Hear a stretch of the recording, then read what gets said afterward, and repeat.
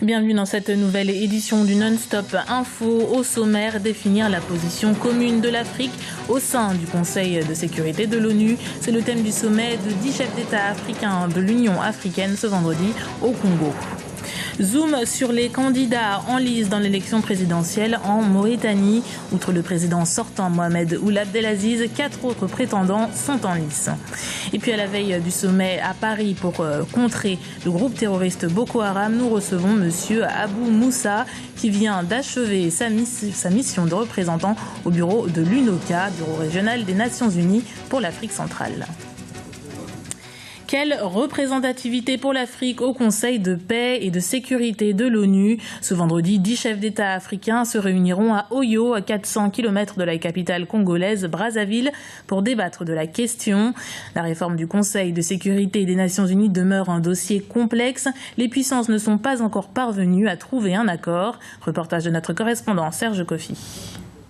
L'Afrique pourra-t-elle siéger de façon permanente au Conseil de paix et de sécurité de l'ONU? Une question au cœur des débats lors du sommet du comité des 10 chefs d'État de l'Union africaine sur la réforme du Conseil de sécurité qui se tient ici à Oyo, au nord du Congo. Les chefs d'État qui sont arrivés ici ont été mandatés par l'organisation continentale pour réfléchir sur la place que peut occuper le continent africain au Conseil de paix et de sécurité de l'ONU. Pour les dirigeants du continent, les méthodes de travail du Conseil de sécurité doivent être revisées pour assurer sa démocratisation. Le nombre de pays membres doit donc augmenter pour tenir compte des nouveaux membres permanents et non permanents du monde en développement et notamment de l'Afrique. L'Afrique a présenté un paquet pour la réforme des Nations Unies de façon générale et spécifiquement du Conseil de sécurité.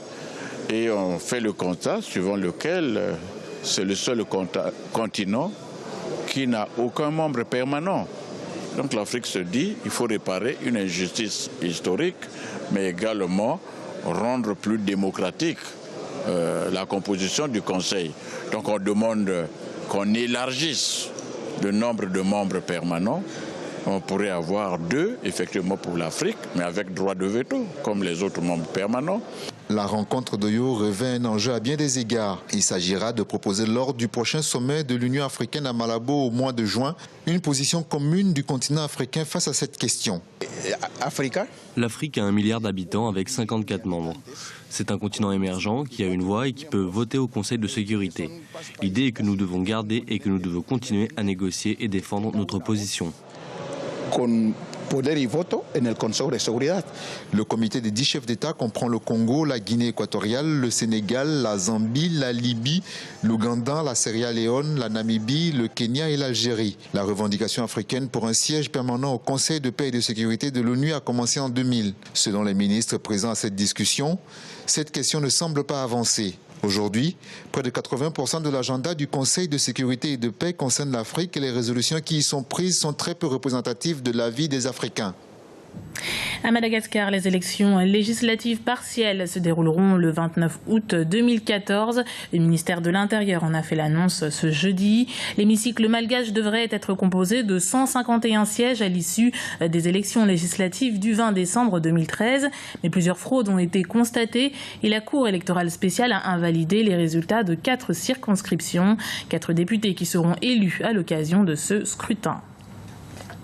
En Mauritanie, dans un peu plus d'1 mois, le 21 juin 2014, les électeurs désigneront le futur chef de l'État. Sur les 7 candidats en lice, 5 candidats ont été retenus, 3 hommes, une femme et l'actuel président Mohamed Ould Abdelaziz qui briguera un second mandat. Présentation en détail des candidats avec ce reportage de Franck Nedofina.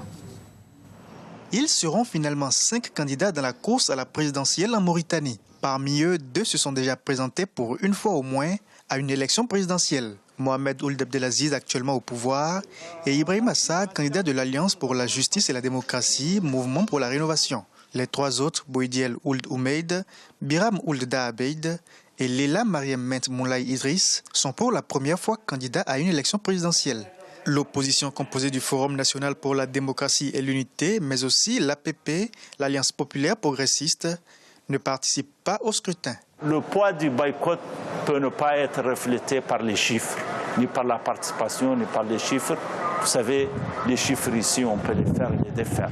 Mais ce qui est important, c'est que cette élection, certainement, elle intervient à un moment où il y a des dirigeants historiques de l'opposition qui, bien sûr, ne pourront plus, après, à cause de l'âge, se présenter.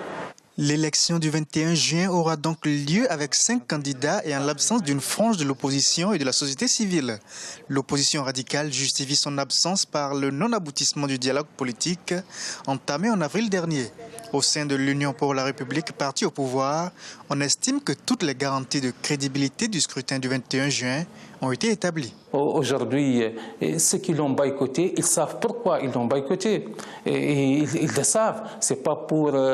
personne n'a été empêché pour se présenter aux élections présidentielles. Tout a été accepté pour eux, que ce soit le calendrier, que ce soit les débats, que ce soit les sujets qui doivent être discutés au sein de ces dialogues. Tout a été accepté. Mohamed Ould Abdelaziz brigue un second mandat dans un contexte sociopolitique tendu. La campagne électorale pour le scrutin présidentiel devrait démarrer le 5 juin prochain.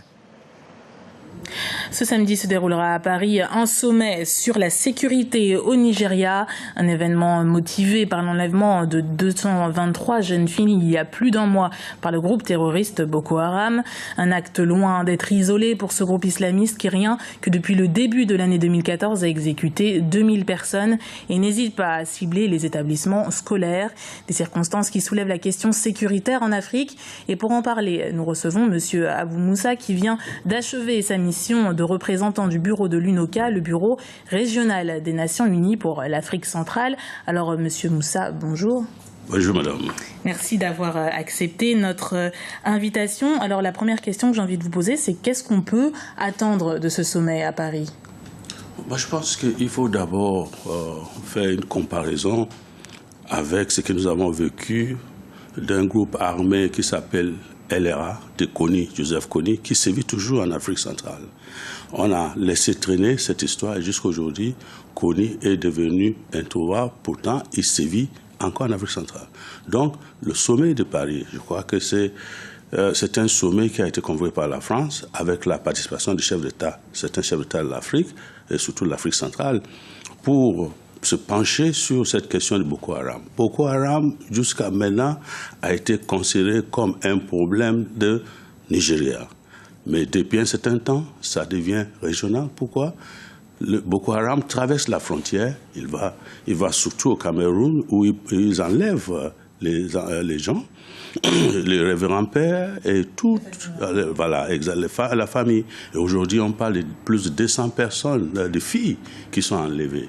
Donc, ce que vous dites, c'est qu'il aurait fallu un sommet de l'Élysée pour la LRA, contrer la LRA? Écoutez, quand on est à la recherche, quand il y a un problème et que nous sommes à la recherche de solutions, toutes les propositions sont bonnes. On ne peut pas rejeter une proposition qui cherche à aider les pays de la sous-région pour trouver des solutions à ce problème. Parce qu'au-delà des 200 élèves, étudiants, quoi d'autre qui risquerait de se passer? C'est ça aussi qu'il faut voir. Mais justement, est-ce que ce n'est pas un aveu de l'échec de la politique sécuritaire africaine? Pourquoi est-ce que l'Afrique a besoin d'une intervention européenne ou française dans ce cas-là pour lutter contre des groupes terroristes? Il n'y a pas que l'Afrique. Je pense que là où les pays sont en difficulté, ils invitent ceux qui peuvent les aider à résoudre le problème. Je pense que c'est une solution. Déjà, en Afrique, même, ils ont en train de gérer ce problème entre eux. Nous avons ce que nous appelons la réunion du HANSAC, qui se retrouve tous les 6 mois, qui réunit les ministres de la Défense pour se pencher sur le problème de paix et la sécurité. Donc, il n'y a pas qu'à Paris qu'il y a la solution, mais ce n'est qu'une partie de la recherche de solutions à ce problème. Alors, Monsieur Moussa, parlons de vous. Vous venez d'achever votre mission de représentant au bureau de l'UNOCA. Vous avez une carrière onusienne de plus de 30 ans. Et donc, quel est le bilan que vous tirez de cette mission? Quand on voit, par exemple, la situation en Centrafrique, est-ce qu'on peut parler d'un succès ou d'un échec? Madame, excusez-moi, ça fait 3 ans que mon bureau a été créé. Ça n'existait pas. Je crois qu'aujourd'hui, nous avons créé ce bureau qui est sollicité maintenant partout.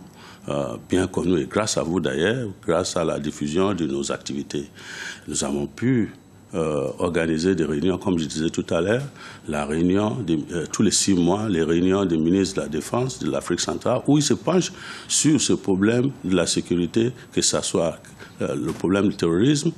Là, bientôt, il y aura des élections dans beaucoup de pays en Afrique centrale, et ça fera partie de la prochaine réunion de ce bureau. De cet organe, ce comité. En plus de cela, madame, il y a aussi d'autres tâches qui ont été mandatées par le Conseil de sécurité, à savoir la traque de la LRA que nous faisons avec l'Union africaine. Nous apportons notre soutien à l'Union africaine pour pouvoir éliminer, écarter Kony du terrain de combat. En dehors de ça, nous avons pu investir dans le renforcement de capacités de certaines organisations sous-régionales comme la CAC. Pas fini, nous avons également organisé ensemble avec des organisations sous-régionales africaines et la CAC, la CEDEAO, Commission du Golfe de Guinée, le sommet l'année dernière à Yaoundé, sommet sur la piraterie, qui a réuni au moins 23 États, 13 chefs d'État. Ce n'est pas petit. Je crois que ce n'est pas exhaustif ce que nous avons pu réaliser jusqu'à maintenant. Entendu. Bien, je vous remercie d'avoir répondu à cette invitation. Je rappelle, Monsieur Moussa, que vous venez d'achever votre mission au sein de l'UNOCA, le Bureau régional des Nations Unies pour l'Afrique centrale. Merci beaucoup. C'était le journal de la rédaction. Merci de l'avoir suivi. Retrouvez dans un instant une nouvelle édition du Non-Stop Info sur Africa 24.